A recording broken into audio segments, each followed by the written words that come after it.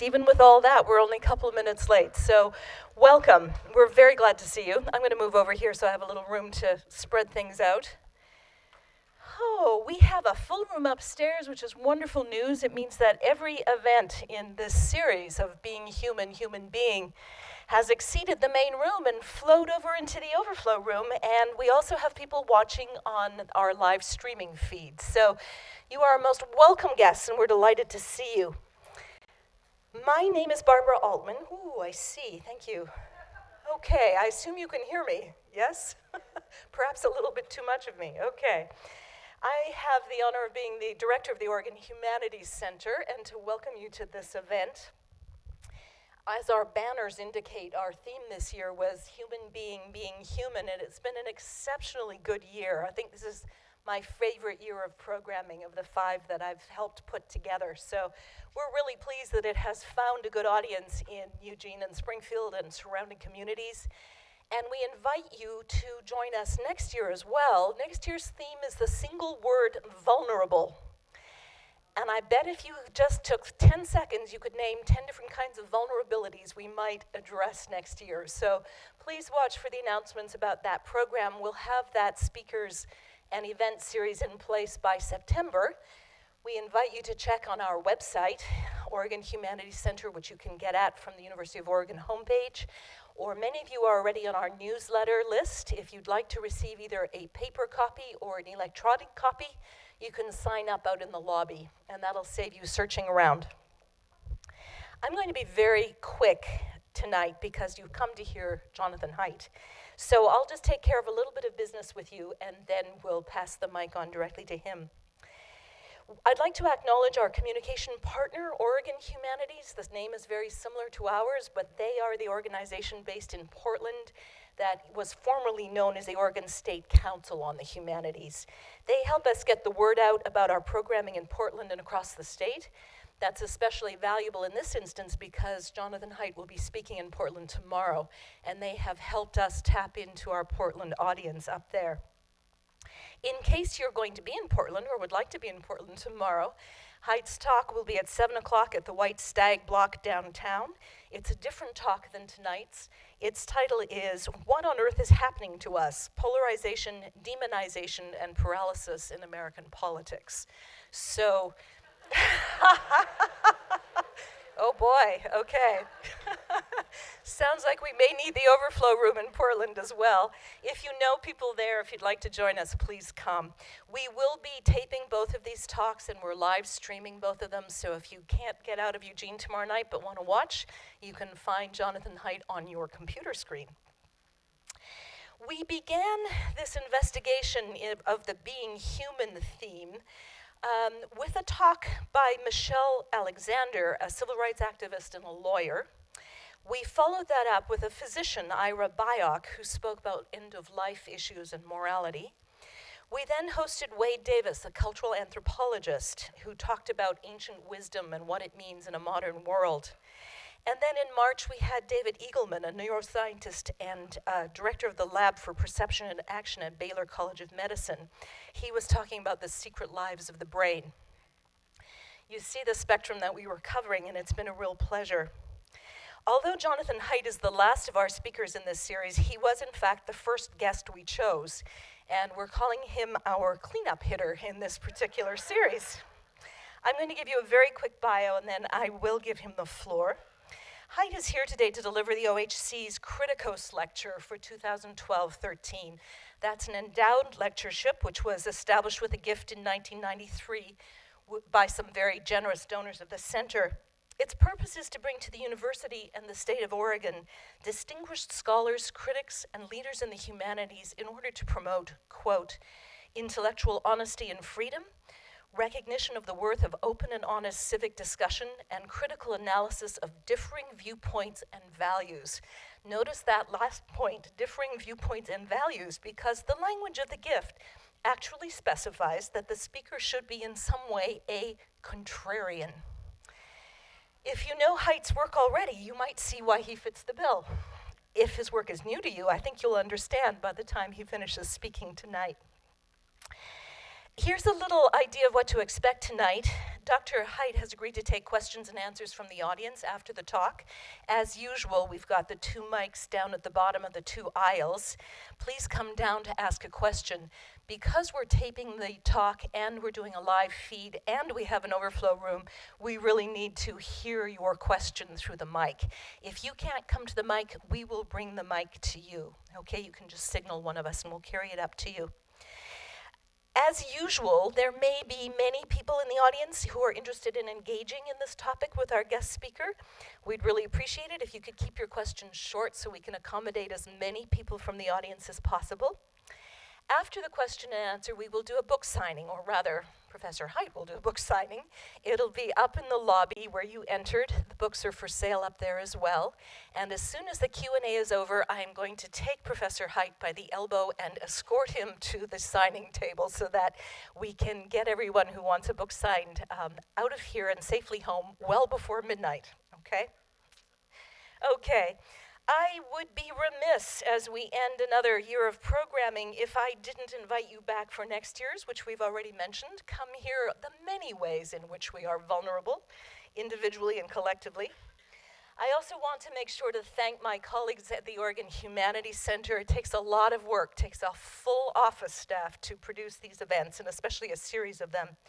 So my thanks to Julia Hayden, our Associate Director, Melissa Gustafson, our Program and Events Coordinator, Peg Gearhart, who does our beautiful design work and communications, Eden Demasay, our work study student who helps staff the event and staff the office, and the enforcer at the front of the room making sure we got everybody seated was our dear friend and ally, Michael Bardosi, who's up at the back of the room. Okay, let's move on with what you've come to hear. For his talk, How Human Beings Got Morality, Religion, Civilization, and Humanity, please help me welcome Jonathan Haidt.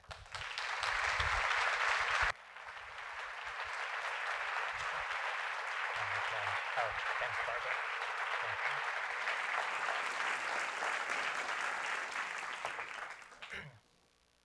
Well, thank you, Barbara. Thank you to the Humanities Institute and the Oregon Humanities. And thank you all for coming out this evening on this rainy, sunny day. I'm new to Oregon.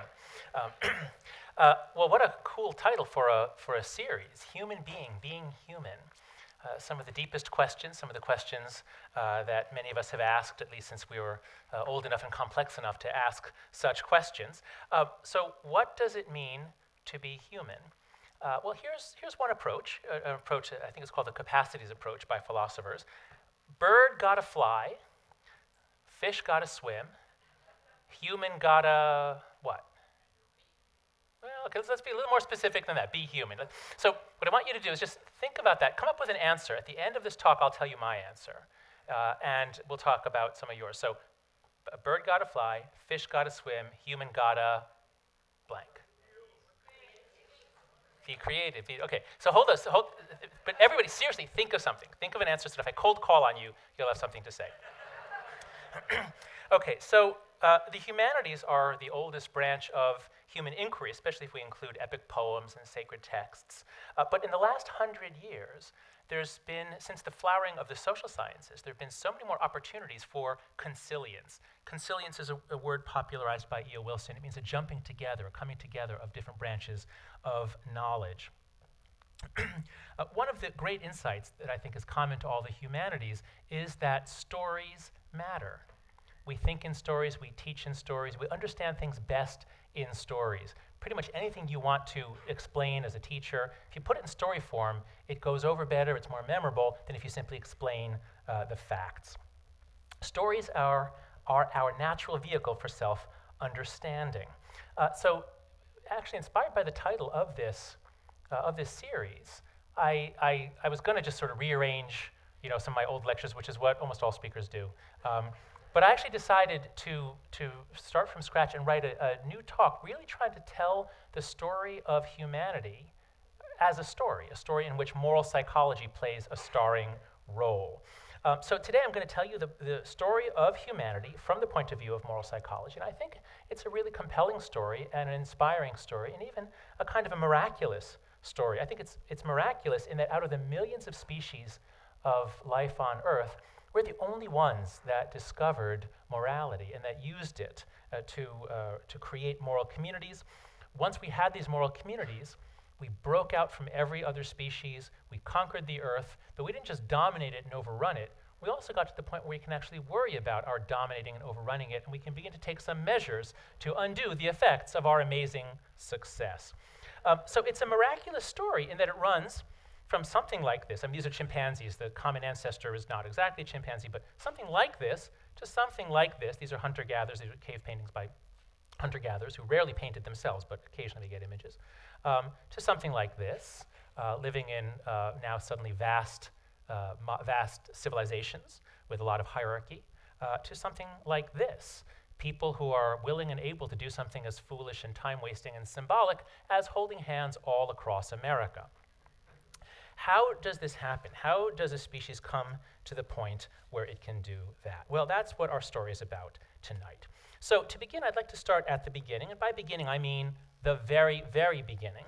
There's a wonderful project at bighistory.com that the historian David Christian found a way of teaching history to his students in which you can zoom in on, this is the entire course of history. He takes the 14 billion years of the universe's history and puts them onto a single calendar year. So the Big Bang happens, here I'll zoom in. So the Big Bang happens on midnight on January 1st. And if we zoom in on these first few months, what we see is several transitions. We get the Big Bang, then we get stars, then we get the stars making many other elements, not just hydrogen and helium. But all of that happens basically on January 1st or 1st and 2nd. And then not a lot happens. You just get more elements, but not a lot happens for billions and billions and billions and billions of years. And then in the autumn, we get a little bit happening. We get the planets, our planets beginning to form. And soon after the planets form, we get life, so threshold 5 life on Earth. So those are 2 more thresholds, but still, those are pretty spaced out until we get to December. And in December, in the last couple days of December, all hell breaks loose. Let's see, I think I have approximate dates here. Okay, so we get multicellular organisms, we get life leaving the sea, you see that indicated down there in early to mid-December. And then, bang, bang, bang, in the last day, we get 3 more thresholds. Actually, not just the last day, the last minutes of the last day, we get 3 more thresholds. Around 11:54, I just used a calculator to approximate this. At around 11:54 on p.m. on December 31st, that's when human beings appear. And at 11:59 p.m. on December 31st, humans invent agriculture. And then at 11:59 and 59 seconds, we get the Industrial Revolution. And then we begin changing the Earth's climate, and that's the Anthropocene era. So this kind of puts things in perspective, doesn't it? This kind of makes it all seem rather miraculous. Something was happening here. Look at all these transitions. On the very last day of the year, something as miraculous, I would suggest, as the moment of creation, when you had also many thresholds happening, one right after the other. So what is it? What happened? Let's listen to David Christian explain. He has how do we get these 3 thresholds? So he gave a TED talk. If you just go to TED.com, you can see his talk, and I've edited out the last 3 minutes of it. This is where he narrates how human beings did it. So here we go. For most of that time of life on Earth, living organisms have been relatively simple, single cells, but they had great diversity and inside great complexity. Then from about 600 to 800 million years ago, multi-celled organisms appear. You get fungi, you get fish, you get plants, you get amphibia, you get reptiles, and then of course you get the dinosaurs. And occasionally there are disasters. 65 million years ago, an asteroid landed on Earth near the Yucatan Peninsula, creating conditions equivalent to those of a nuclear war. And the dinosaurs are wiped out. Terrible news for the dinosaurs, but great news for our mammalian ancestors who flourished in the niches left empty by the dinosaurs. And we human beings are part of that creative evolutionary pulse that began 65 million years ago with the landing of an asteroid. Humans appeared about 200,000 years ago, and I believe we count as a threshold in this great story. Let me explain why. We've seen that DNA learns, in a sense. It accumulates information, but it is so slow. DNA accumulates information through random errors that some of which just happen to work. But DNA had actually generated a faster way of learning. It had produced organisms with brains, and those organisms can learn in real time. They accumulate information, they learn. The sad thing is, when they die, the information dies with them. Now, what makes humans different is human language. We are blessed with a language, a system of communication so powerful and so precise that we can share what we've learned with such precision that it can accumulate in the collective memory. And that means it can outlast the individuals who learnt that information, and it can accumulate from generation to generation. And that's why, as a species, we're so creative and so powerful, and that's why we have a history. We seem to be the only species in 4 billion years to have this gift. I call this ability collective learning. It's what makes us different. We can see it at work in the earliest stages of human history. We evolved as a species in the savanna lands of Africa, but then you see humans migrating into new environments, into desert lands, into jungles, into the ice age tundra of Siberia, tough environment, into the Americas, into Australasia. Each migration involved learning new ways of exploiting the environment, new ways of dealing with their surroundings. Then 10,000 years ago, exploiting a sudden change in global climates with the end of the last ice age, humans learned to farm. Farming was an energy bonanza, and exploiting that energy, human populations multiplied, human societies got larger, denser, more interconnected, and then, from about 500 years ago, humans began to link up globally through shipping, through trains, through telegraph, through the internet, until now we seem to form a single global brain of almost 7 billion individuals, and that brain is learning at warp speed. And in the last 200 years, something else has happened. We've stumbled on another energy bonanza in fossil fuels. So fossil fuels and collective learning together explain the staggering complexity we see around us. So that's how you do it. If you get fossil fuels and here we go. So fossil fuels and collective learning together explain the staggering complexity we see around us. Well, that explains it, doesn't it? Actually, that kind of explanation, not to take anything away from the project, it's a fantastic project, but that actually kind of reminded me of this old Monty Python skit. Jackie, it's a show called How You Do It. Rid the world of all known diseases. Let me start that again so you can hear it. So he says, here. So it's a Monty Python skit, a TV show, How You Do It. Okay. First, here's Jackie to tell you all how to rid the world of all known diseases. Hello, Alan. Hello, Jackie. Well, first of all, become a doctor and discover a marvelous cure for something, and then when the medical profession really starts to take notice of you, you can jolly well tell them what to do and make sure they get everything right so there'll never be any diseases ever again. Thanks, Jackie. Great idea. How to play the flute? Well, here we are. You blow there, and you move your fingers up and down here.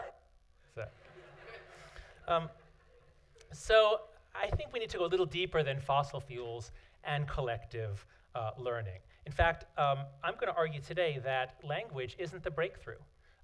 Language wasn't the key innovation. Language is not even possible until another key innovation comes about, which I'll tell you about. Language was just part of a larger transformation, the transformation that took us from sociality, we're social species, all primates are social, to ultra-sociality, an extreme level of sociality only found otherwise in bees, ants, wasps, termites, and other such animals. So let's zoom in on this transformation here. Humans appear learning collectively. How did that happen? Well, that's what my book is about, at least the third part of the book. Here's the cover of the This is the American hardcover. This is the UK hardcover. I'm fond of that, but I'm very glad it didn't appear here in this country. And then this is the US paperback. The book is structured around 3 ideas, 3 principles. If you understand these 3 principles, then you understand moral psychology. The first 2 I won't really talk about tonight. Intuitions come first, strategic reasoning second. That's on my original research was on how we basically have gut feelings, intuitions, and then we make up reasons afterwards to justify those feelings. That's why it's so hard to win an argument. That's why nobody changes their mind just because you gave them superb evidence that they are totally wrong. The second principle of moral psychology is that there's more to morality than harm and fairness. There's also issues of liberty, loyalty, authority, sanctity. And different cultures build on these moral foundations, just as different cultures build on different taste buds in their cuisine. And this helps to explain the culture war that we have in this country between the left and the right. That'll be the basis of part of my talk tomorrow night. The third principle, morality binds and blinds. That's the one I'm going to talk about tonight. This is the one that really helps us understand how we broke out from all other species and became human.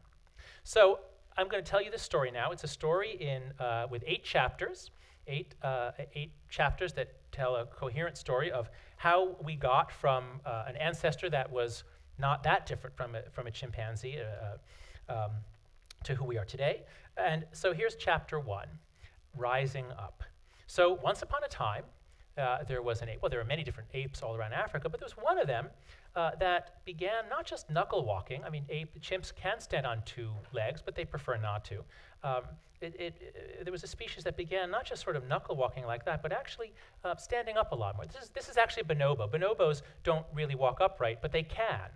They're much better at upright walking than our chimps. Their bodies are actually more similar to ours, as you see from the proportions. They're more gracile. They have longer arms and legs, much like us. So we don't know what the common ancestor looked like. It probably was somewhere. It was probably not too different from one of those 2 models. But this is Act 1. Well, we don't know why, whether it was because they had come down from the trees and it was beneficial to see over the grasses, or because there was some benefit to carrying things. But for whatever reason, once you become bipedal, your hands are free. They're not structured for locomotion. They're actually much better now at grasping.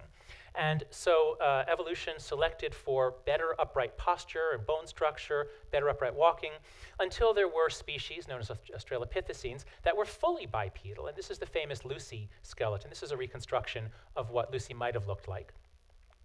Now, it's important to note that these creatures, they don't appear to be really different from chimpanzees in their tool use. Chimps will use tools, and they will make tools out of twigs or things like that. But they don't make tools out of stone. They're not great tool users. And there's no evidence that Lucy or Australopithecines were either.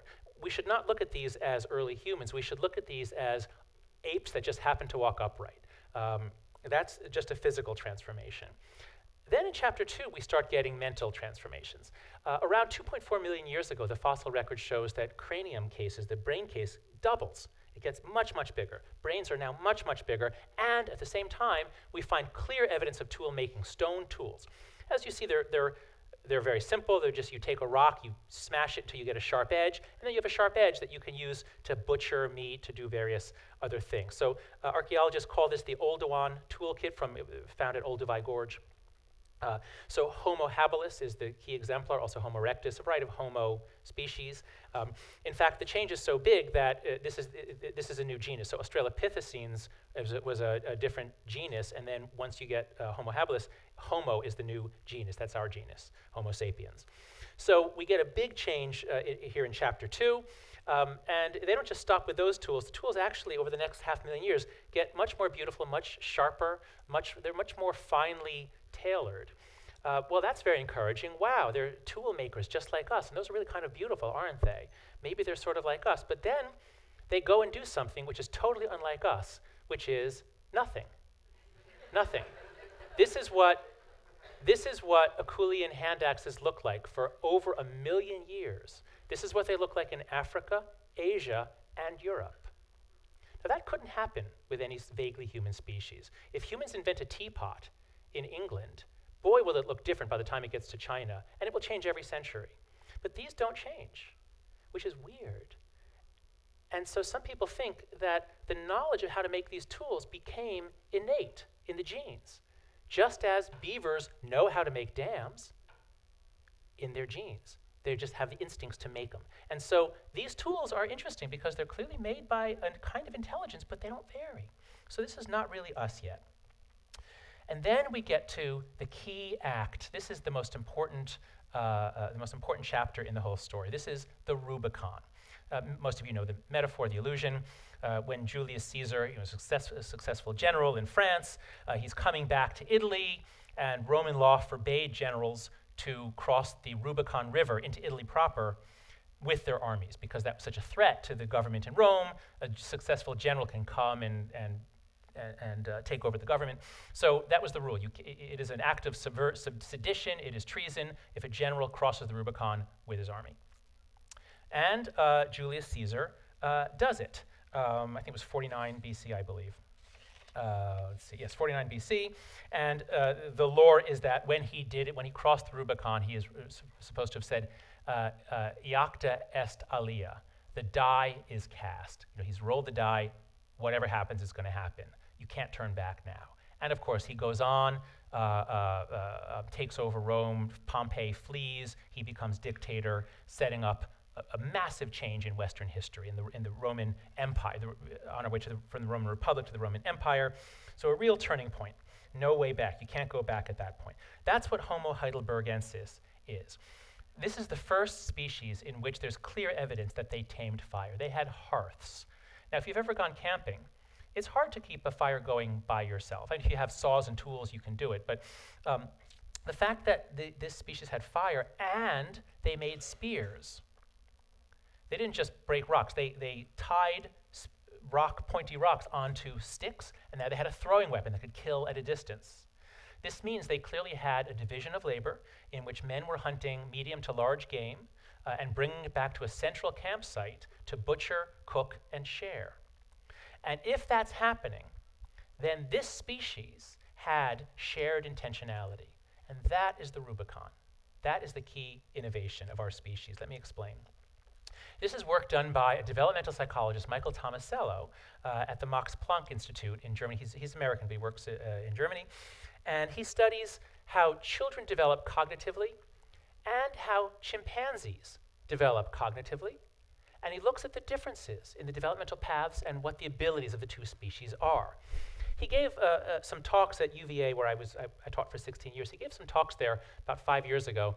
And he said this offhand comment. He said, "It is inconceivable that you would ever see two chimpanzees carrying a log together."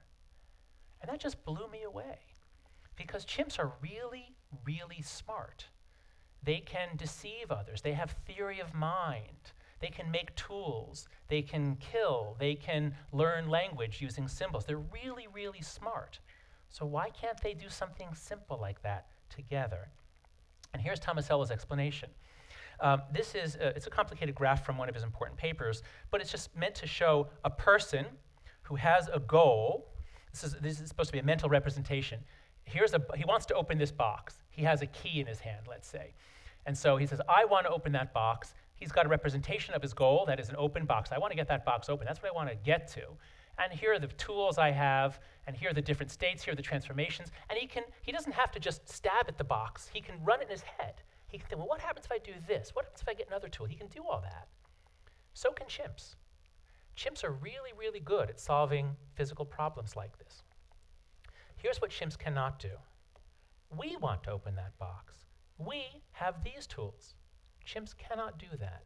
They cannot share an intention so that they're both working on something together. They cannot do that.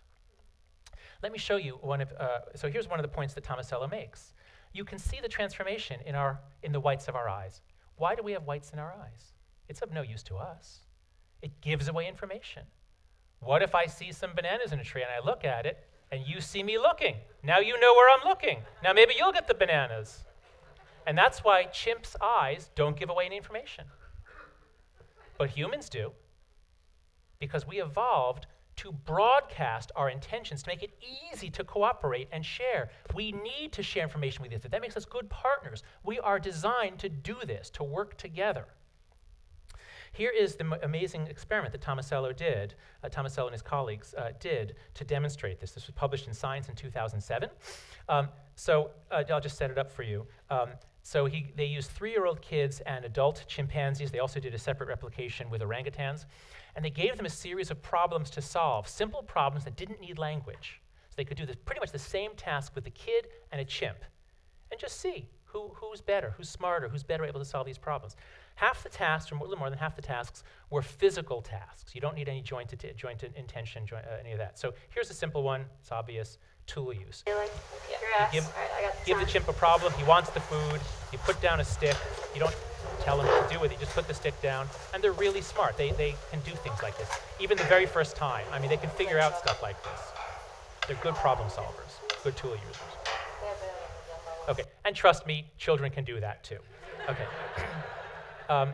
Okay, but now, here's a social task. Now there were a bunch of tasks in which to succeed, you had to understand that the experimenter was trying to convey information to you, was trying to direct your attention someplace. You had to read her gestures, her eyes, her intent.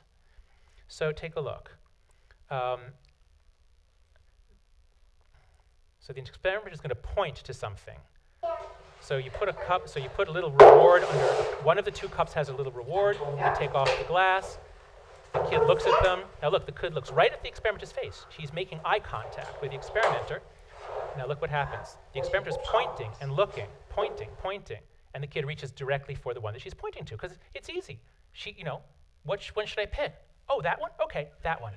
That's easy. Okay, now here's the chimp. Now on Tomasello's website, you'll see the chimp actually succeeds, but it's only because Tomasello chose videos to show that it's within the chimp's capability to solve the problem. But if you look closely, you'll see it's actually random. The chimp can't know where it is and never looks at the experimenter. So even though in this video the chimp seems to succeed, you'll see the data in a moment, they're actually at chance. Okay, so it's hidden. The chimp can't know where it is. And the chimp never looks at the experimenter. Just sort of, looks all around, looks up, reaches around, I want it, let me grab in, I want it. And he happens to be over there, so he reaches for that one. Okay? But he never got information from the experimenter, even though it was there. The experimenter was pointing, but the chimp never even looked. Now, here's the data. So on the physical challenges, it's a 3-way tie. All right, the orangutans are a little bit slow, but the chimps and the toddlers got about 70% of the tasks correct, where chance would be, depending on the task, 30 to 50%, something like that, depending on the task. So overall, chimps and human kids totally tied on the physical tasks. And orangutans are within the margin of error. But look at the social challenges. Total domination by the Homo sapien. The other apes are actually at chance on these tasks. They have no clue. They cannot solve these problems. Okay? So that's the Rubicon.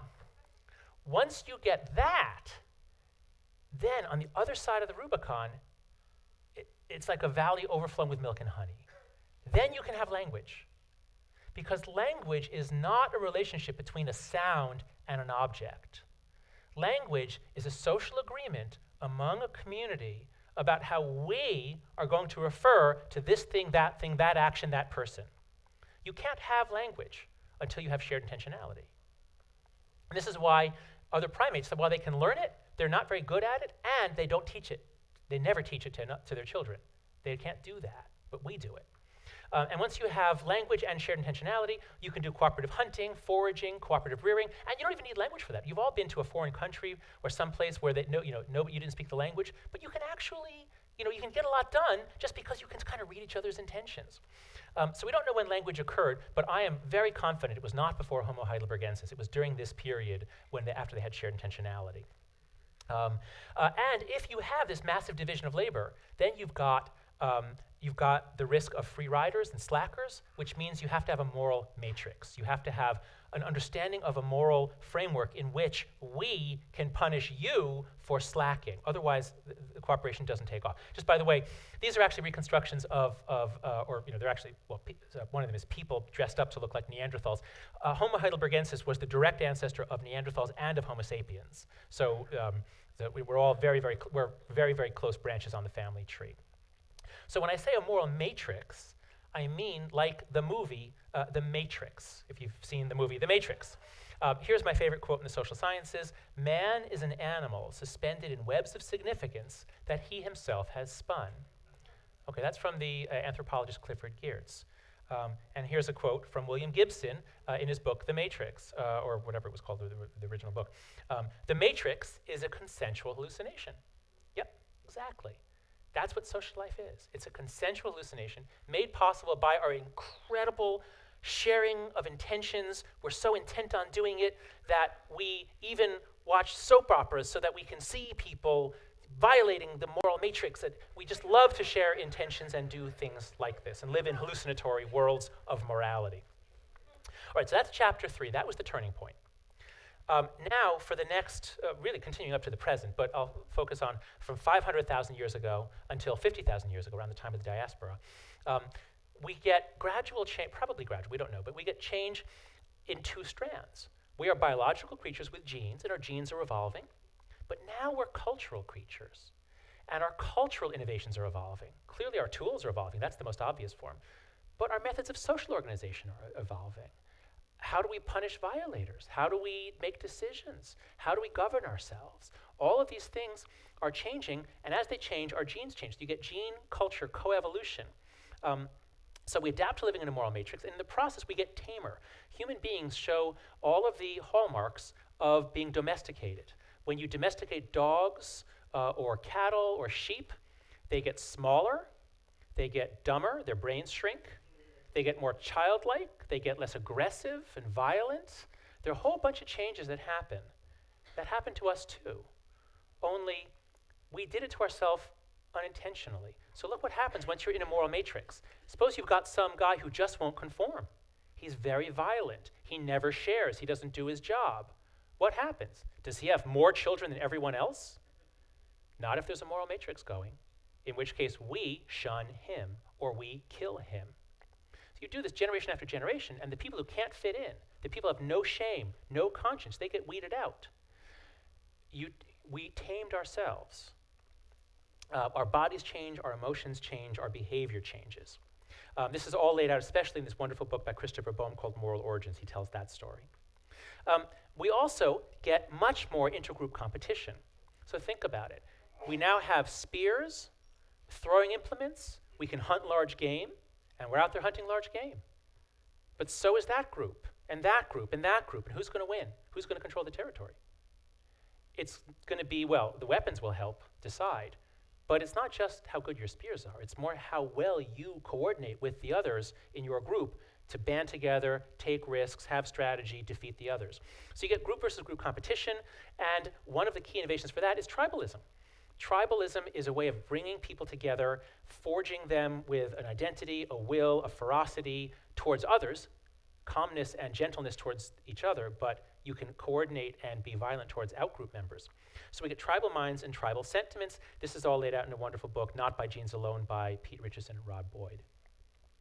And we get basically this ability to circle around any sort of object, have things that we have shared reverence for. This is just an animation I had made showing people who are not necessarily kin. You don't have to be kin. This is the great innovation. But once you circle around a shared object or a campfire, it's as though you put a wall around your group. You have boundaries. And this is the origin, again, of tribalism and our tribal minds. The archaeological record shows that people began using colored dyes and paints, probably for body painting, by about 110, 120,000 years ago. So tribalism, it may not go back 500,000 years, but it seems to go back more than 100,000 years. During this time, or probably the very tail end of this time, something that we might recognize as early religion or proto-religion becomes a universal feature of tribes. This is laid out in 2 books, Darwin's Cathedral by David Sloan Wilson and The Faith Instinct by Nicholas Wade. I just want to make a point about religion. It's so controversial these days, even the science of religion. There were the new atheists and various books claiming that religion, we did not evolve to be religious. Religion is a set of parasitic memes that gets in our brains and makes us do stupid things like tithing or blowing ourselves up, which are not good for us, but they're good for the religion. But I think that's the wrong way to look at religion. I'm a Durkheimian. I think Emil Durkheim, the sociologist, really got it right when he said that a religion is a unified system of beliefs and practices relative to sacred things. So you circle around something, you hold it sacred. Beliefs and practices which unite into one single moral community called a church all those who adhere to them. So for Durkheim, religion is defined not by what you believe, it's defined by what you do. You do these things which bind you into a group. That's the key idea here. Morality binds and blinds. You join a religious group or ideological group, any kind of group, you intensely believe, and that blinds you to evidence that doesn't fit to other ideas. So as we develop the ability to circle around sacred objects and principles, it's as though, when you run a metal wire through a magnetic field, you generate a current. That's actually a metaphor that Durkheim used. It generates a kind of an electricity. Now, religions, on a Durkheimian point of view, they help groups cohere and solve free rider problems. That's how they evolved. That's why they evolved. Religion is thought to be irrational by some critics because it makes people do things that are not in their interest. Women have to dress in certain ways that are not really practical. Men too, but especially women deny them certain pleasures. Jews and other groups aren't allowed to eat one of the most delicious foods on earth. So there's all these forms of self-sacrifice. What's the point? Why do this? Why give up a protein source? And even worse than that, some religions make people flagellate themselves, cause pain. Why do that? That's so maladaptive. Clearly, we didn't evolve to do this. Clearly, this is a pernicious meme system that took over our brains and makes us do bad things for ourselves. At least that's what the new atheists say.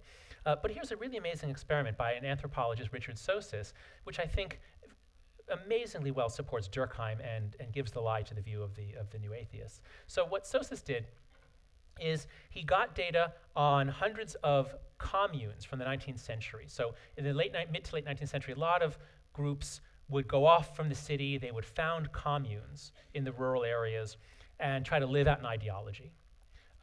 And half of the ones he got at least, were religious, usually some form of Christian, and half were non-religious, usually socialist, so political ideology. And what he did was he was able to tell from the records how long they lasted. They went out on such and such a date, and by such and such a date, it had disbanded. So he had that data on longevity is what we're trying to predict. And he also had descriptions of their practices, their rules, what did they require, and he counted up the number of costly sacrifices that each commune, each community demanded of its members. And what this shows, let's look at the secular communes first. Those are shown in gray. So the numbers here are the count of how many required this many sacrifices. As you see, so this is the communes that required between 0 and 2 costly sacrifices, 3 to 5, 6 to 8, and all the way to more than 11. So of the secular communes, 27 demanded no or just maybe 1 or 2 sacrifice. They were not very demanding. 27. 20 demanded 3 to 5, only 5 of them demanded 6 to 8, and then only 1 demanded more than that. So they're not very demanding. And if you look at the correlation between how many sacrifices they require and how long, how many months, this is years. So they lasted about 7 years on average, 7 or 8 years on average, and there's no relationship between how much they demand and how long they last. But now let's look at the religious communes. So here's the full data. The religious communes, 4 of them required between 0 and 2, and they only lasted as long as the non-religious communes. But 10 of them required 3 to 5, and they lasted longer. And 6 required 6 to 8, and they lasted longer. And 5 and 5. Perfectly linear relationship. Within a religious framework, the more you demand, it's things like cutting your hair in a strange way or an unusual way, wearing uncomfortable clothing, cutting off contact with your friends and family, fasting, walking on your knees. I mean, all sorts of stuff which is irrational, maybe painful. Why do it? And if you're in a secular commune and the leader says, now today we're all going to walk a mile on our knees until they're bloody, you would say, why? But in a religious commune, you can say either because God told me or this is what we do or whatever it is. Within a religious framework, costly sacrifices make the group last. It's exactly what Durkheim said.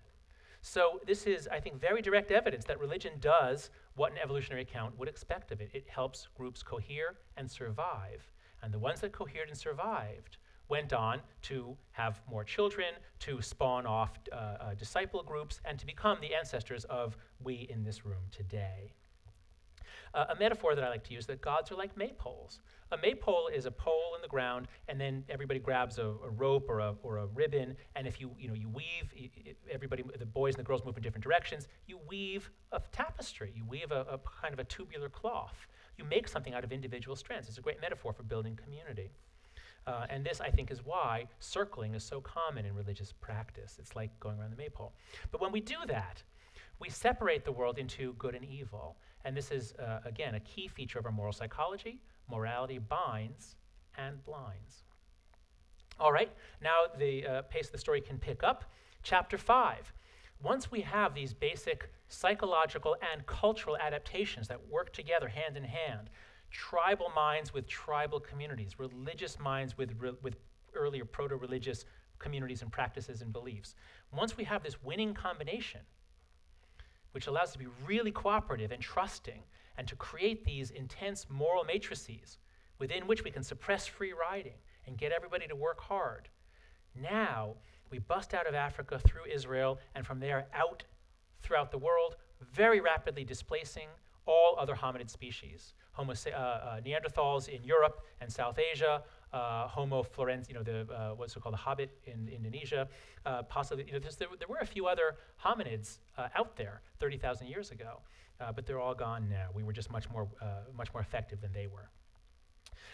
Soon after, so we're hunter-gatherers all over the world, and then in a surprisingly short period, in multiple locations in the world, some of these hunter-gatherers begin to drop seeds and plant stuff and find that actually works pretty well, and then they get better and better at it, and then the plants co-evolve with them.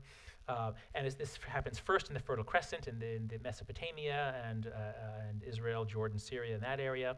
And in an amazingly short time after that, we get farming, we get giant cities. So this is Babylon. This is an image of what Babylon might have looked like in its glory days. This is Rome. This is the Roman Forum, of course. So we go from just in a few thousand years, once we get agriculture, we get a huge surplus, and we get massive hierarchy. Hunter-gatherer tribes are always egalitarian, but bang, the hierarchy comes back as soon as we get surplus and we get settled civilizations. So that is chapter 6. So this at least fits with what David Christian said, an energy bonanza. Yes, agriculture generated enough food to have cities, and then cities set other things in motion. But now here's where I want to disagree with Christian as to what the next transition is. I don't think it's fossil fuels. It's capitalism. The East India companies, the Dutch and the British, were the first ones to really get the formula. They didn't have fossil fuels. They had innovations in corporate law and in finance. They developed legal structures by which men could pool their resources and undertake gigantic missions, not as the king, but as citizens. They had a charter from the king. But they could do things, they could cooperate to generate vast wealth, far beyond what people could generate on their own. These were not fossil fuel based, these were legal and institutional novelties. And if you doubt that, look at the miracle that capitalism has wrought on our planet. This graph shows the average per capita income in about 7 or 8 different regions of the world from the year 1 all the way up to this goes to 1950. What you see is that per capita income was, I think, about $300 or $400. It's hard to estimate back in the time of Christ what the income was, but people are basically at subsistence level. So whatever that is, a couple $100 a year of today's purchasing power.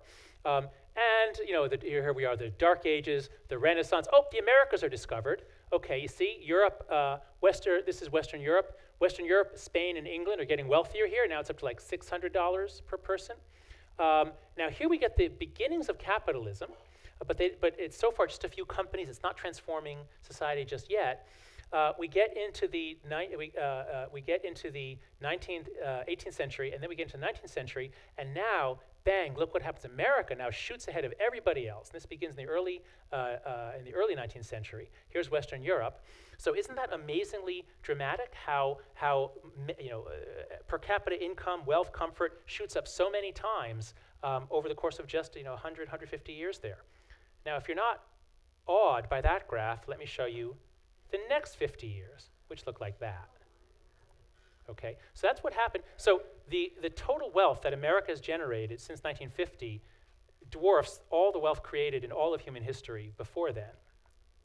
And Western Europe is only a little behind us. But now look at China and India.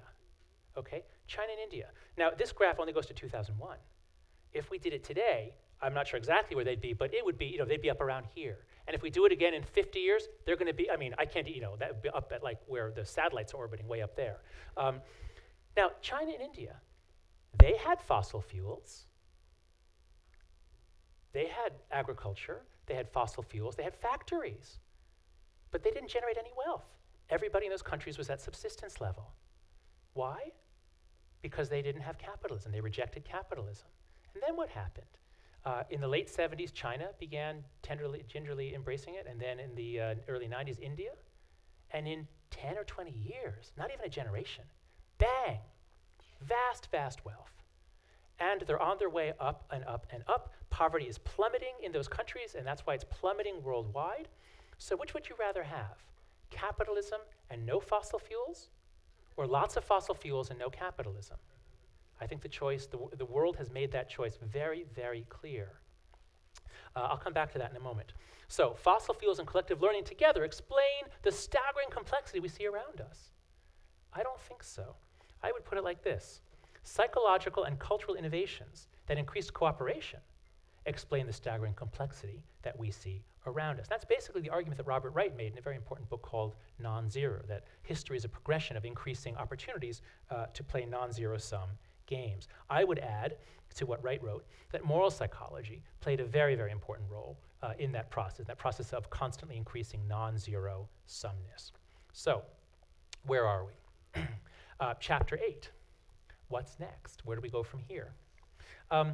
Raise your hand. Are you generally optimistic or pessimistic? Or do you think things are going to get better or worse over the next 100 years? Let's say in this country. Raise your hand, or let's say in the world. In the world overall, things are going to get better or worse. Raise your hand if you think they're going to get much, much better. Raise your hand if you think they're going to get much, much worse. They're going to be disasters, suffering, misery. Well, there'll be suffering and misery, but okay. So actually, so more of you are pessimistic than optimistic. And that's my general predilection. That's the way I've generally been until the last year. But let me show you why I've changed my mind and how I think the next chapter is going to go. There are some problems. We all saw versions of this graph, or there was another graph. CO2 levels crossed 400 parts per million in the last couple months. So this is a graph that shows, in keeping with our emphasis on big history, this is from 800,000, this is the time of Homo heidelbergensis.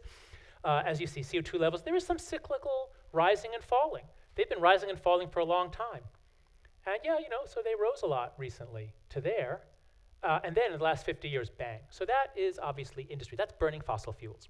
And this is causing global warming, and this is going to cause rising sea levels. So yeah, this is a problem. And this is a problem. Actually, Pakistan's even more worrisome.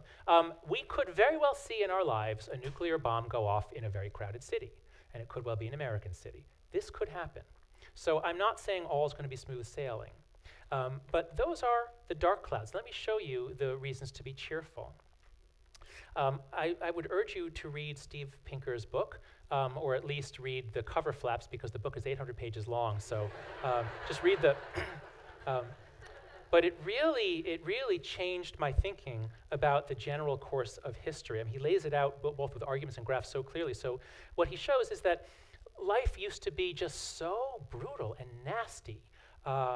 This is images from medieval Europe, just constant images of people being tortured and hacked to death and raped and strung up on crosses, just really awful nastiness. Now this graph, this sort of sums it all up.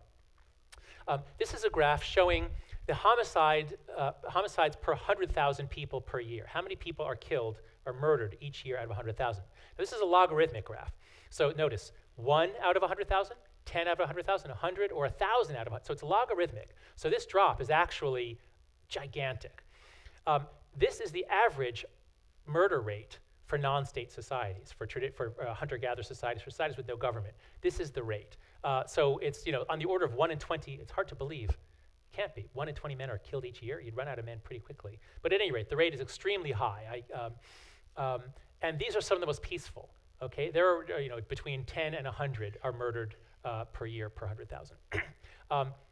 This is Western Europe. Western Europe, if we go back to 1300, was more peaceful than the average, but it was about the same as the most peaceful pre-state societies.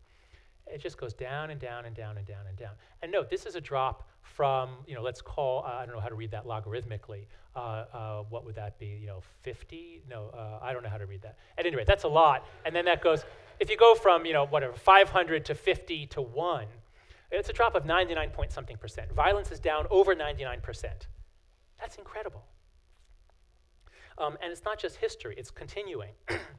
This is the rape and homicide rate in the USA. We did have a crime spike, which I believe was due to leaded gas. We were all lead poisoned, the baby boomers and my generation were all lead poisoned. But now that that's wearing off, we've got this gigantic drop in crime in the 90s, seriously, and the historic drop in, so look, rape is down like 90%. Murder is down 50%. Crime is plummeting all over the world and in the United States. Genocide was obviously something of a problem in the 20th century. Well, it's just about over. Now, this is the most important one, I think.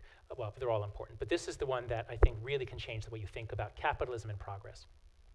This is the rate of extreme poverty. This is the people living on $1.50 a day or less. So in China, back in 1981, before capitalism, 85-90% of people were living on the starvation levels. And once they embrace capitalism, bang, bang, bang, and it'll be zero within 10 years. India, slower progress, but they're also headed towards zero very soon, as is the rest of the developing world. Africa is slower. Africa has other political problems, but the trends in Africa, these are projections based on recent progress. The trend is that African countries are also going to reach zero.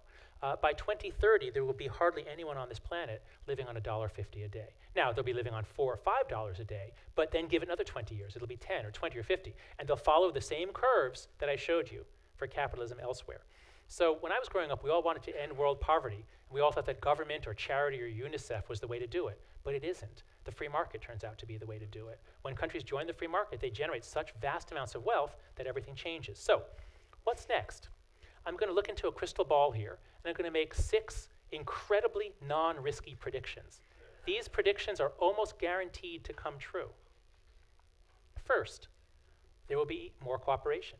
That's been going on for thousands of years. It's with the internet, with travel, with multiculturalism, it's likely to continue. I predict there will be even less violence. It's hard, that trend's been going on so strong, as you see in Pinker's book. There's no reason to think that that's going to reverse. I predict there's going to be less poverty. Not just less poverty, it's plummeting. The poverty rate is plummeting, and it's going to continue to plummet. And part of the reason it's plummeting is this cycle. As we get more education, as people get more educated, you get the demographic transition. What that means is the traditional way of being is Malthusian. That is, you have as many children as you can, and then most of them die. And however much food there is, that supports the remaining. That's the way a lot of animals do it. That's the way humans have done it for a long time. But as soon as they get off of subsistence wages, as soon as they get some wealth, some protection, some comfort, some confidence, some other opportunities, and especially for women, as soon as women have some control, some other things to do, some things to look forward to, they choose to have 1 child, or maybe 0, or maybe 2, but not 3. And so the population on this planet, it still is increasing, but the rate of increase is slowing. It's like an ocean liner slowing, trying to put itself in reverse. It's slowing, slowing, and slowing by around, estimates vary, but by around 2050 or to 2070, sometime in there, the rate will have stopped. And by 2100, it'll have reversed. The number of people begin going down. And it'll actually be it could be a big problem. We can probably solve problems with technology, but 150 years from now, when almost every country is composed of old people, and because young people are having 0 or 1 kids, there's going to be a huge problem with underpopulation.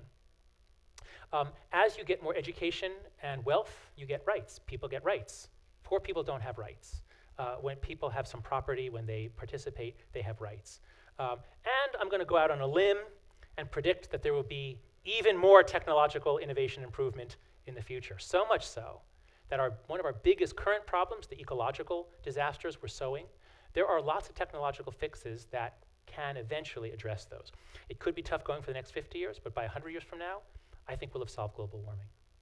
So, in conclusion, I think our story is going to end happily ever after. Now, lots of bad stuff could happen. Now, I'm not very confident in this, but whereas 5 years ago I would not have thought this, I now think that the next chapter of the human story, not that it's ever going to end, but the next chapter could itself conclude happily ever after. And so this concludes our tour of human history. I hope you have enjoyed this presentation of big history with a zooming in on the human position within that.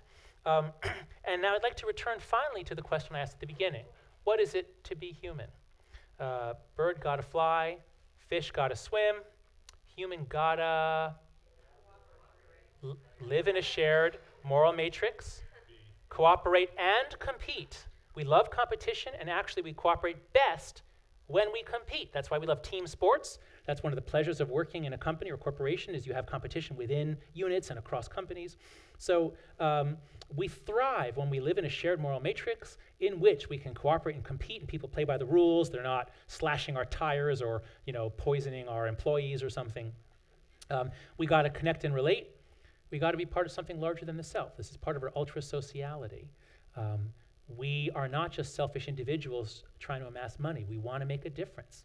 Many of you are associated with the University of Oregon. Many of you have been associated with what are students doing all day? Yeah, they're studying, yeah, they're thinking about their jobs, but they're doing all these extracurriculars. They're joining teams. They're starting groups to solve this problem, address poverty, help the homeless. We have all kinds of young people especially have all kinds of motivations to be part of something larger and to make a difference. So in conclusion, the human story has been going on a long time. What it means to be human has changed and will continue to change, but what a long, strange trip it's been. Thank you.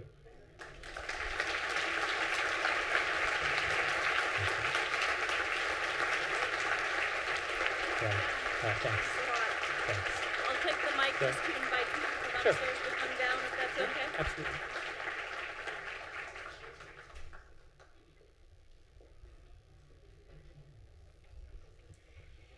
I'd like to invite people in our overflow room to come on down and join us here in the main hall if you'd like. There are some seats freeing up, so if you'd like to step downstairs and come down, that'd be great. Professor Haidt is ready to take question and answer as soon as he's actually had a chance to have a drink of water. Yeah, please come to the microphones. Please come to the microphones if you'd like, and I will have the hand held for you if you can't or prefer not to come down.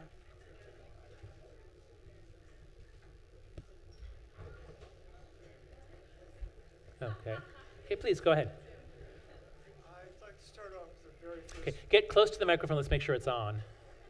Hard being short, Okay, well, you can tilt it down. There. My question starts off with the very first thing you said, which is that humans are basically not rational actors, but actors out of feeling. Actors out of feeling. Right. Yes. And what you said basically, I think, translates into cooperative capitalism will make you healthy, wealthy, and wise. Yeah, I think so. I'll spot you the first two. I have a question for you about the third one. Okay.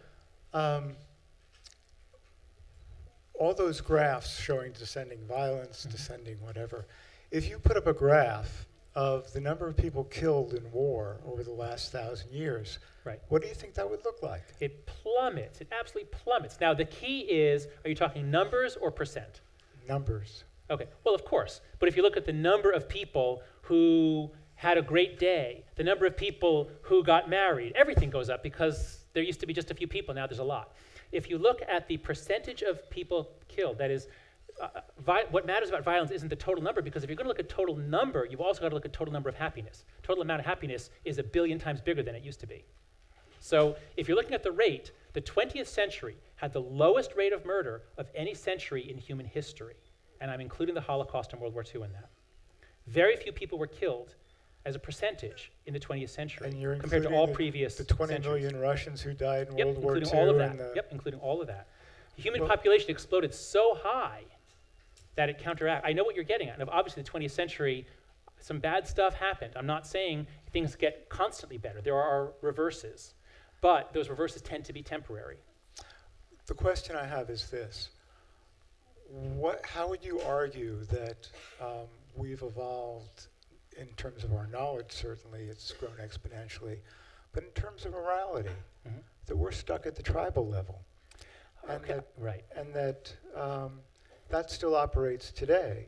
And that if you imagine Babylonians with nukes, what you get is Persians with nukes, or Koreans with nukes, or Anglo-Saxons with nukes. And the more it proliferates, the greater the chances that that ending, instead of a Disney cartoon, is a mushroom cloud. What are the odds of a world war that will destroy life on Earth today as opposed to 40 years ago? Yes, a warhead could go off in a city. I expect that'll happen in the next 100 years. But I was born in the 60s. I mean, I thought the odds that we go 100 years without a nuclear war were pretty slim. The world, I mean, the future is a hell of a lot brighter now than it was 40 years ago. I would just disagree in terms of the more people have nukes, Stalin, Hitler, No, you're right. Some things get Kim, worse. Some Bush. things get worse. All But you the need odds is- of all a you need nuclear is one. war, no. All you need is one to set off a chain reaction. And we're no. homo extinctus. No, that used to be right. It used to be the case that all you need is one to set off a nuclear reaction and a nuclear war. That used to be true. It's not true anymore. If a nuclear I would warhead goes off, there disagree, will but not be a world war. Let other people ask Okay. some questions. Thank you. Okay. Thank you. I'm a student here and I'm researching whether people... Okay. Yeah. Step down and then raise it up or something. Is that better? Why don't you just pull it out? Okay. Oh, okay. Yeah, just hold it and then pass it to the next person. That'll be better. Is that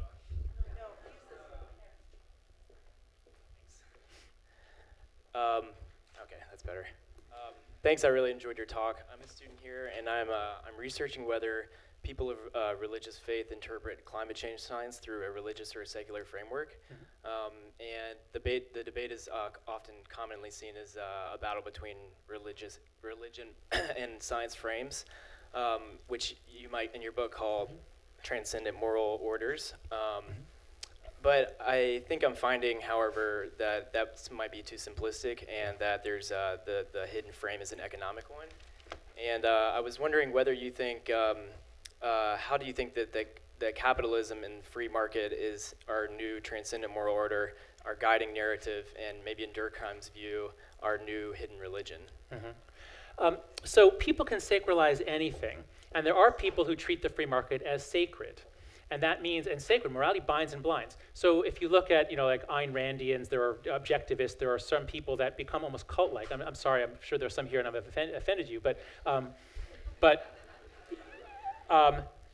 the free market and capitalism have long been hated by intellectuals and aesthetically oriented people, in part because they desacralize things. They remove sacredness. And who was it? It was Voltaire. Voltaire, visiting the London Stock Exchange, marveled that here the Mohammedan and the Jew and the Christian can all make common cause in trade and money making, that those divisions, the tribalism goes away. So there are people who have elevated the free market and Milton Friedman to a godlike status. Those people are blind. Again, morality binds and blinds. I love capitalism. I don't sacralize it. It's got all kinds of warts. I want to try to use morality to make business ethics work a lot better. If companies will stop externalizing their costs, if government can work better to create free markets rather than markets that are bought off regulators. There's all kinds of problems with American capitalism. It's got crony capitalism. So I don't sacralize it at all. But yeah, people sacralize all kinds of stuff. And when they do, they go blind.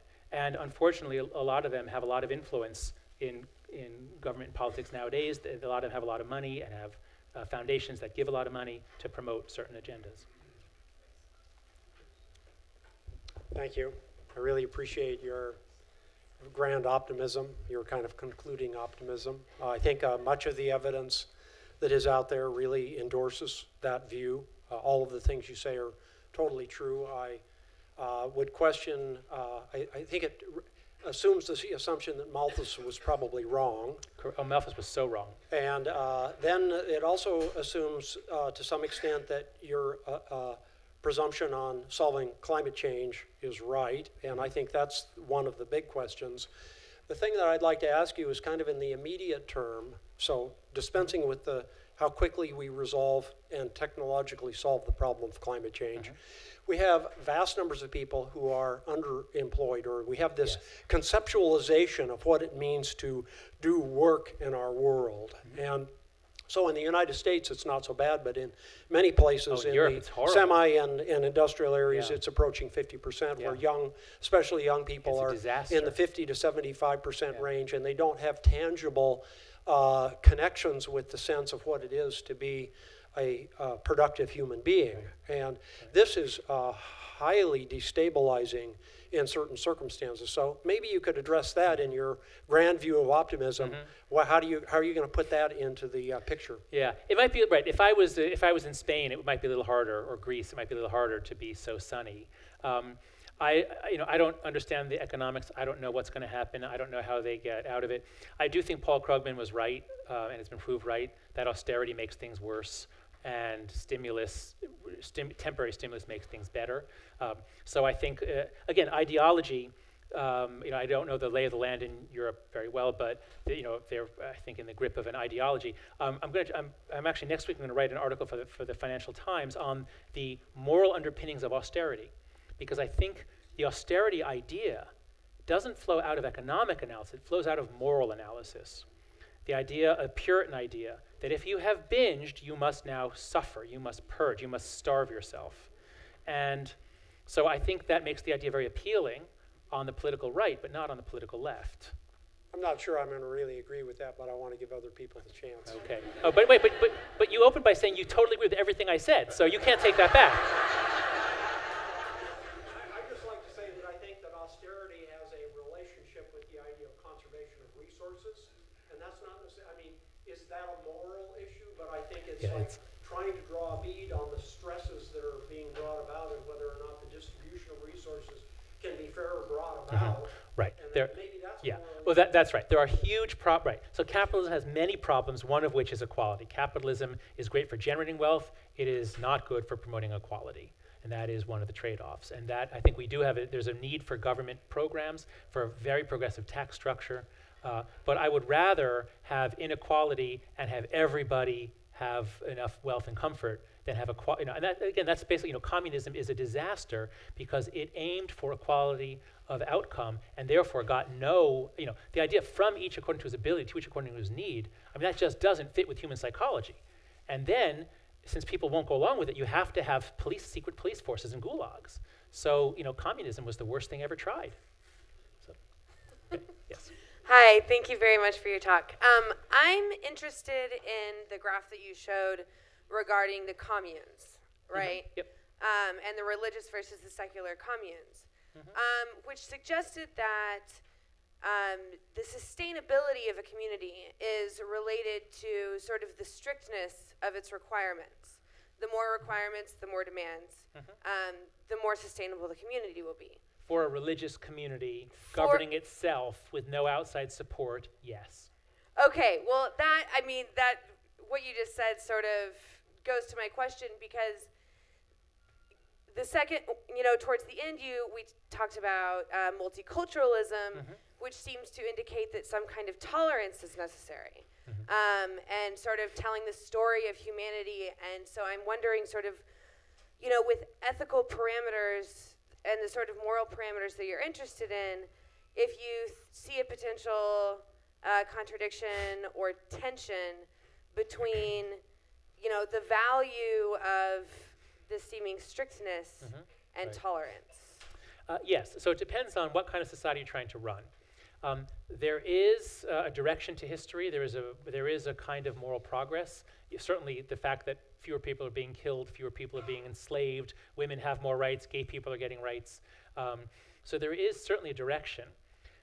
Part of that direction is due to taking the regulation of moral order off of the old basis, which was based on our innate psychology, and offloading it to institutions that I can't say work progressively better, because our American institutions are kind of going down in some ways. But running things, every society has to have a system of justice. When justice is done by the brother taking things into his own hand to get revenge for his brother, that's bad news. That's exactly how you get those gigantic murder rates, actually, is feuds. So to the extent that you have an enlightenment, you have democracy, you have the idea of the consent of the governed, you generate, the American founding experiment of of men getting together in Philadelphia to talk about what kind of government shall we have. And they did a pretty good job of it. So those are progress, and those make you rely much less on the older tribal moral psychology. So a tribal moral psychology doesn't do very well with multiculturalism, but a modern, thriving democratic metropolis that thrives on innovation does do well with immigration and other things. Hi. Regarding the same curve or graph, I guess we see some religions that are demanding and some religions that are kind of easygoing. Yep. And I guess there's some implications with that.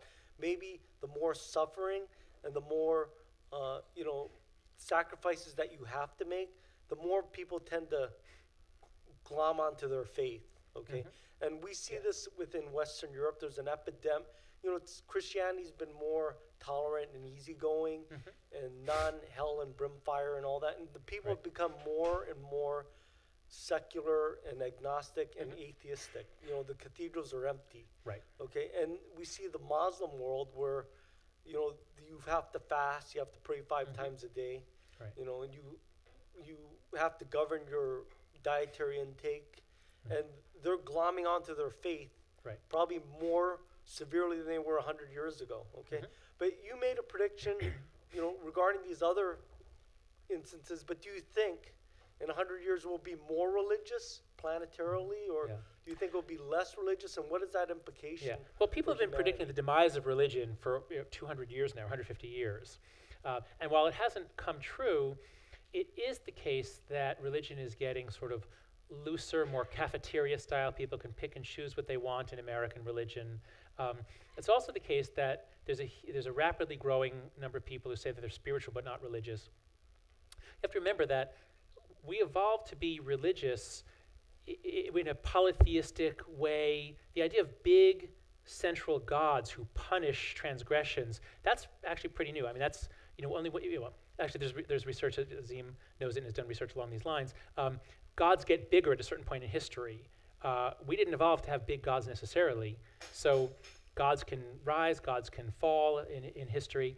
To get more to the point, one finding is that when you look across the world, to the extent that people have a sense of security, they know that they have health care, retirement savings, they don't have to worry, they abandon religion. When they're less secure, they're more religious. This is one of the main reasons why America is so much more religious than Europe. There's less security here. In the Islamic world, where they have terrible, the Arab Middle East, they have terrible governments. They have just brutal dictatorships. They have, those are certainly environments in which that kind of intense, binding, demanding religion can flourish. But sub-Saharan Africa is even worse than the oil-rich Middle East, and they're not as religious.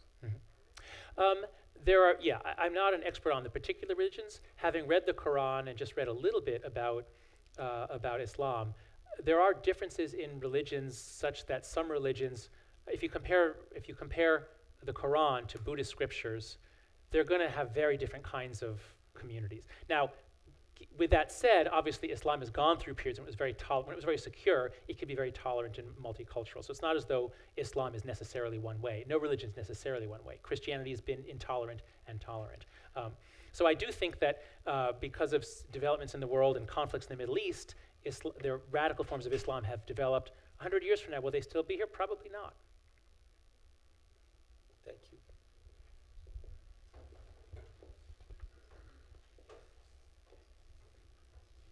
Hi, love your talk, love your book. Thank you. And I was just curious, about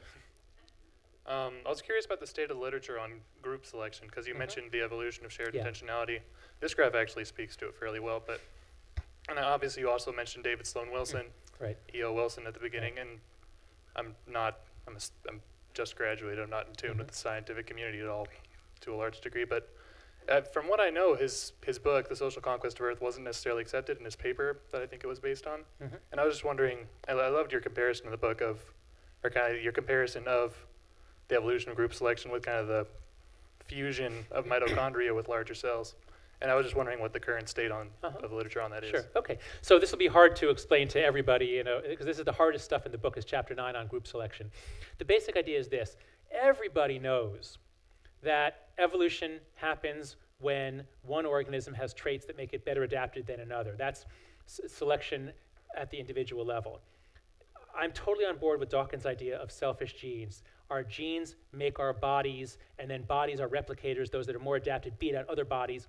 So of course, individual level selection is the dominant force out there driving plants, animals, people, everything. The question is that all there is?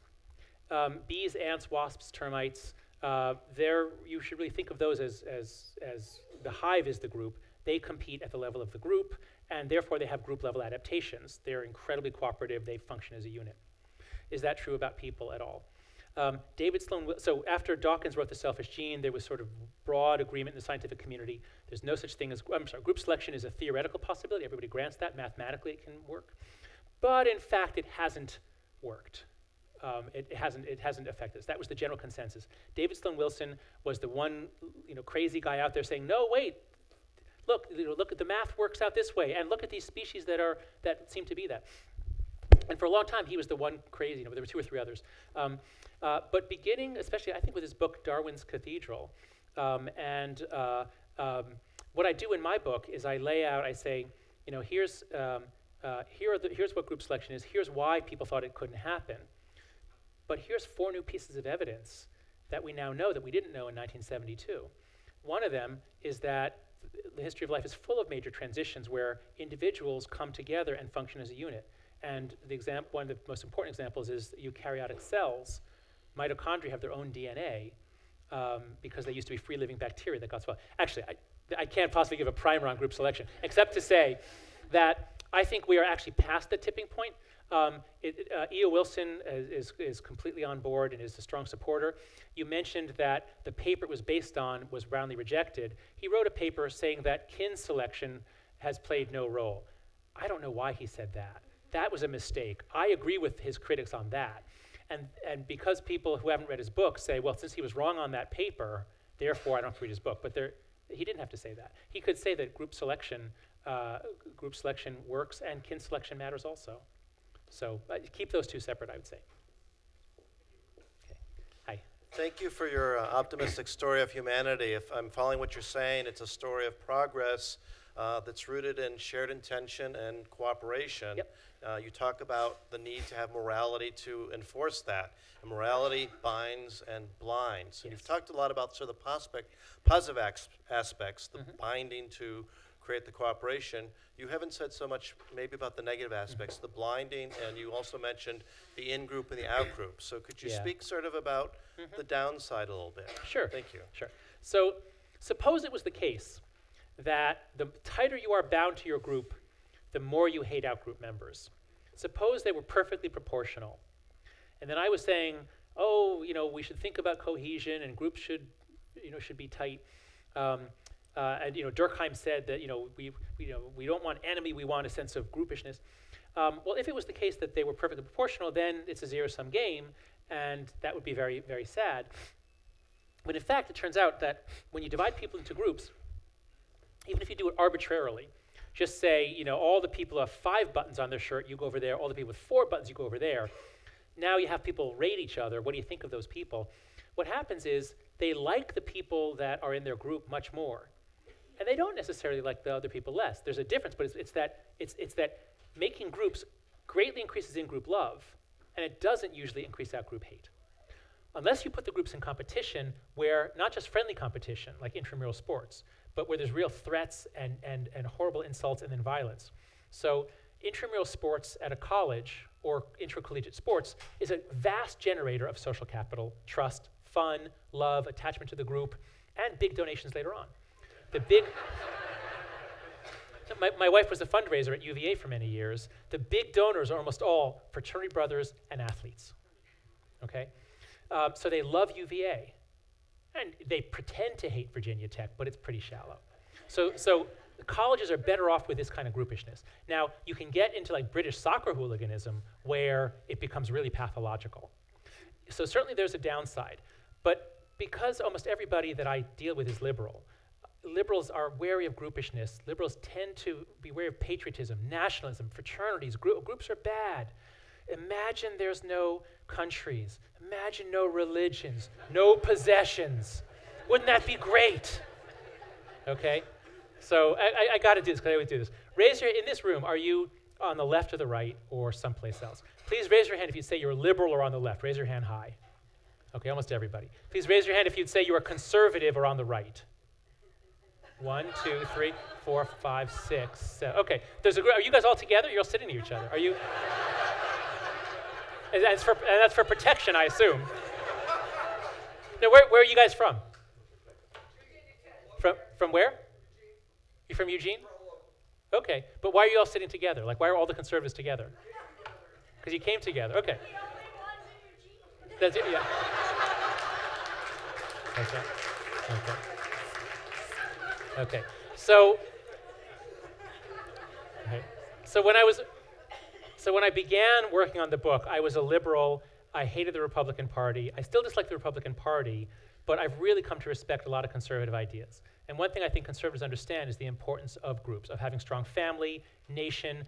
There's some great quotes from Adam Smith and Edmund Burke about the little platoons of life within which we learn the virtues that take us outside of ourself. Anyway, I think conservatives have some ideas about the value of groups and being bound into groups that I think liberals should listen to. Yes? Sir, are you going to wait? Yeah, he was next, though. Okay.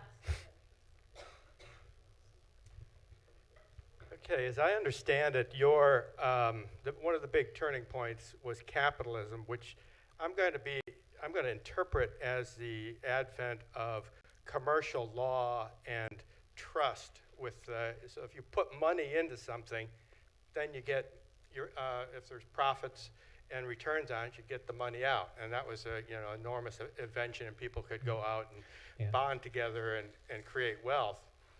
Now, I'm kind of wondering what you think about the current trend to trash the rule of law in this country, where one person can decide whether you live or die tomorrow, and what you think and how that's going to be pernicious in terms of the national levels of trust.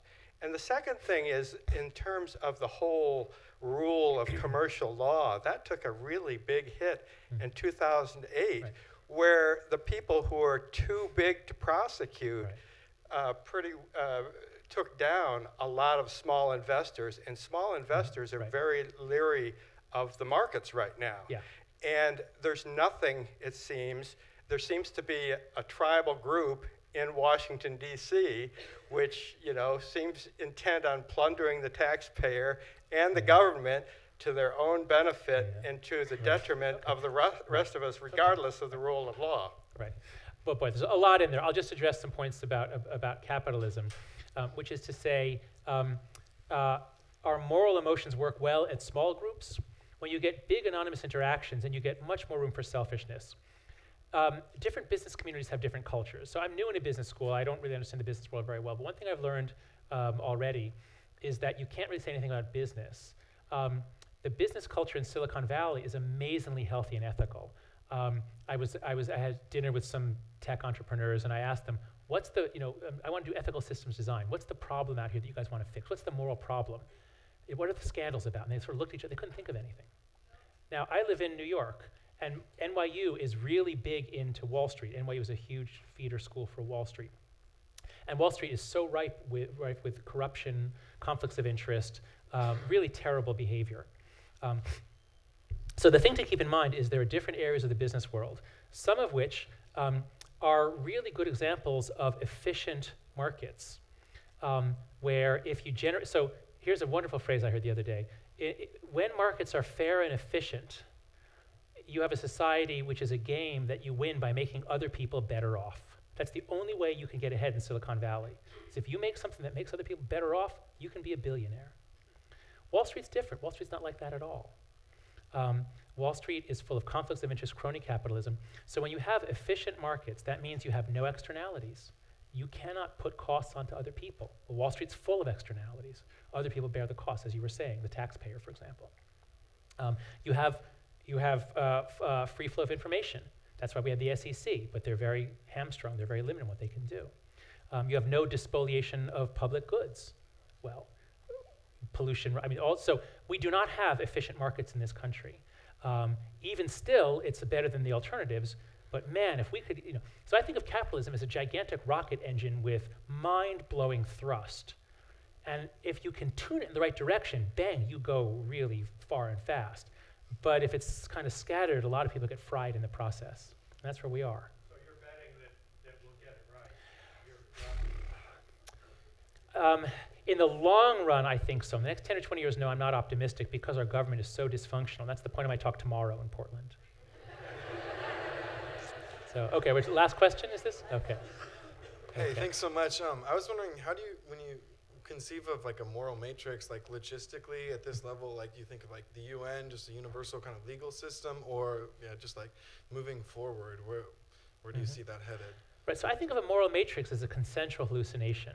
I think of the UN as an institution full of corrupt individuals plundering programs. I mean, it does some good. I don't want to be too critical of it. I'm just saying you can't take